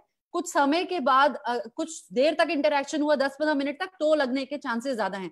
या जैसे वो हाइड्रोक्लोरोक्विन, वो जो दवाई है, उस पे इतना ज्यादा स्टडी में डिबेट रहा कि ये है ठीक या ये दवाई ठीक नहीं है। कुछ इशू हैं जो शायद तकनीकी हैं और उनको हेल्थ रिपोर्टर्स के लिए शायद डिफिकल्ट भी हो सकता है उसको रेगुलरली ट्रैक करना, उसको ठीक से एक्सप्लेन करना। शायद वो एक काम है जो हमारा अच्छे से हमें करना चाहिए। और एक मुझे एक्चुअली हेल्थ में लेकिन ये लगता है, स्पेशली जहां तक एक रूरल एरियाज की एक बात है, कि कोरोना के वायरस आने के बाद बहुत ज्यादा फोकस एक बीमारी पे होके बाकी चीज, जैसे कि जैसे गांव में अगर किसी को कैंसर है, गांव में किसी को टीबी है, जो गर्भवती हैं, उन सब पे क्या हो रहा है, वो शायद मुझे ऐसा लग रहा है कि उसका इतना हमें इंफॉर्मेशन नहीं मिल पा रहा, या वो भी हम ठीक से कवर पा रहे हैं कि नहीं कवर कर पा रहे हैं, या ओपीडी की क्या स्थिति है, या जो प्राथमिक स्वास्थ्य केंद्र है उसकी क्या स्थिति है। मुझे लगता है उस पे भी एक थोड़ा एक और फोकस की जरूरत है, कोरोना के कॉम्प्लेक्सिटी के अलावा भी। और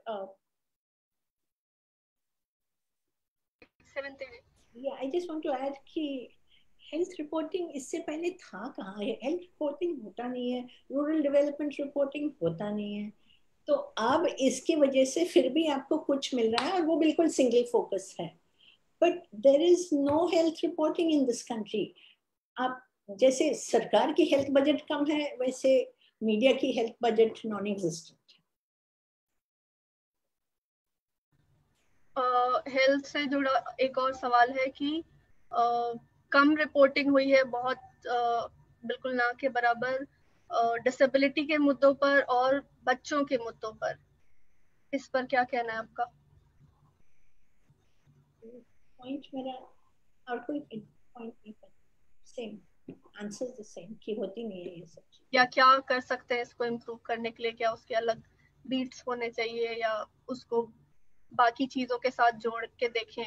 सिर्फ बिल्कुल अलग एक डिसेबिलिटी इशू है या चिल्ड्रंस इशू है वैसे ना देखें। Meha, are you going to answer? I just briefly से, मुझे लगता है कुछ मैंने जो अभी रिसेंटली देखा है, जैसे कोई फेलोशिप्स हैं जो स्पेसिफिकली इनकरेज करती हैं, वो शायद एक अच्छा साइन है।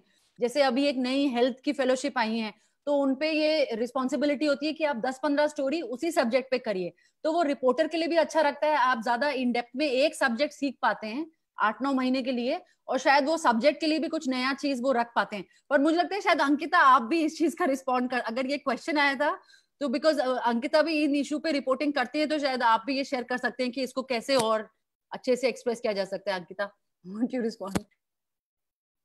मुझे पता नहीं, मैं बोलकर फिर कोई कानून तोड़ी एज मॉडरेटर।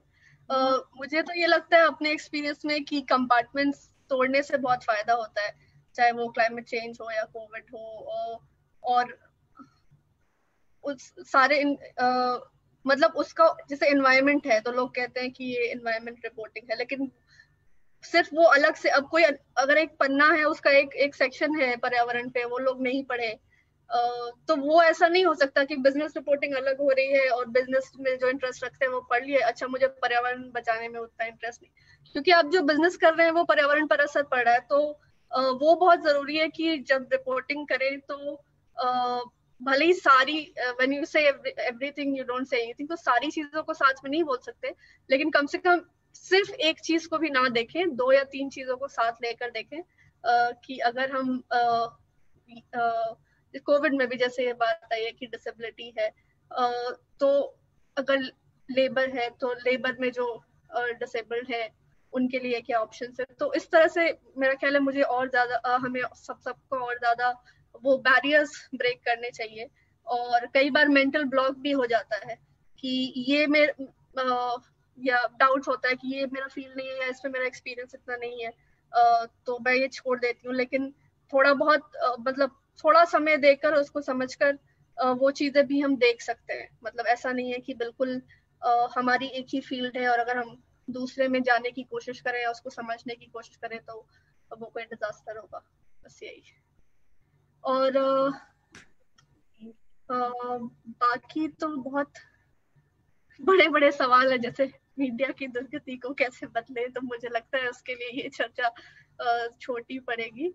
पर जैसे ना इसमें एक मेरे दोस्त है, क्योंकि मैं उनको कंप्लेन करती रहती हूँ कि ओ ये दुर्गति वो दुर्गति, तो वो मुझे याद दिलाता है कि ये ऐसे ही चलता है, ये हमेशा, वो स्ट्रक्चरली एक ऐसी चीज है जो हमेशा ऐसे ही चलेगी। कभी ऐसा एक समय नहीं आएगा जबकि सरकार, सब लोग, सब उद्योग, सब आपके साथ में हो जाएंगे, तो ऐसे ही चलेगा। और जैसे शायद एक और एडिटर है, उन्होंने ऐसा कहा था, स्पेशली जो लोग लिखते हैं उनको ऐसा भी सोचना चाहिए कि आपको अपना काम डालते रहना है, और एक तरीका, वो कहते थे जैसे आपको ना सोचना है कौन सा सर्वर होस्ट कर सकता है, तो आपको वो सर्वर पे भेजिए या इस सर्वर पे भेजिए या ब्लॉग में डालिए या कुछ और करिए। मतलब अपने आप भी तरीके कुछ खोजने पड़ते हैं और एक दूसरे का साथ भी देना पड़ता है मेरे ख्याल से। ये ना सिर्फ एक कंपटीशन वाली बात आजकल की, इसने मेरे से ज्यादा अच्छी स्टोरी कर दी या ये मेरे ऑफिस में है, ये ज्यादा चापलूस है, ये सब चीजें भी कुछ मैंने फैक्ट्री वर्कर से सीखा है कि उनको लगता है कि नहीं, हम लोगों को समझना है कि हमारा इंटरेस्ट साथ में है, हम लोग एक कलेक्टिव की तरह सोचना या उससे एक दूसरे का समर्थन देना। सिर्फ यूनियन बनाना ही वो नहीं होता है, बिना यूनियन बनाए भी एक दूसरे की बात एक्सचेंज करना, बातचीत करना, एक दूसरे से समझना काम कैसा चल रहा है, दोस्ती रखना, मदद करना, ये सब से भी शायद एक दूसरे को सपोर्ट भी करते हैं। सेवंती जी, आप कुछ कहना चाहेंगी कि दुर्गति छोड़कर हम कैसे सदगति को प्राप्त हों? नहीं, अब मेरे ख्याल से इसको एंड करना चाहिए। हाँ, ऐसे भी सारे सवाल एक्चुअली हमारे कवर हो गए हैं लकीली 1.5 घंटे में, तो हम आशा करते हैं कि किसी को नाराज नहीं कर रहे हैं, किसी को ये नहीं लगे कि हमने कोई सवाल दबाया। तो सभी सवाल आ गए हैं इस डिस्कशन में। बहुत बहुत धन्यवाद, क्योंकि इतने सारे पहलुओं पर आपने बात की और समय दिया, और थोड़ी बहुत असहमति भी सुनने को मिली जो बहुत अच्छा लगा, क्योंकि बहुत शांति से असहमति कही गई और सुनी गई, तो बहुत नया और अनोखा अनुभव था। बहुत बहुत धन्यवाद, और आशा करते हैं कि कुछ इसमें से जो लोग सुन रहे हैं वो सभी ढूंढेंगे स्वतंत्र मीडिया को और सपोर्ट करेंगे। और भूमिका अभी जैसे कि ओम जी बोल के गए कि अभी चालू है ये संकट, तो कम से कम हमने इस बात से जो सीखा है उन चीजों को ध्यान में रखें और ऐसे ही आगे बढ़ाएं। बहुत बहुत शुक्रिया आप लोगों का। शुक्रिया अंकिता, शुक्रिया SFT। थैंक यू आपको भी।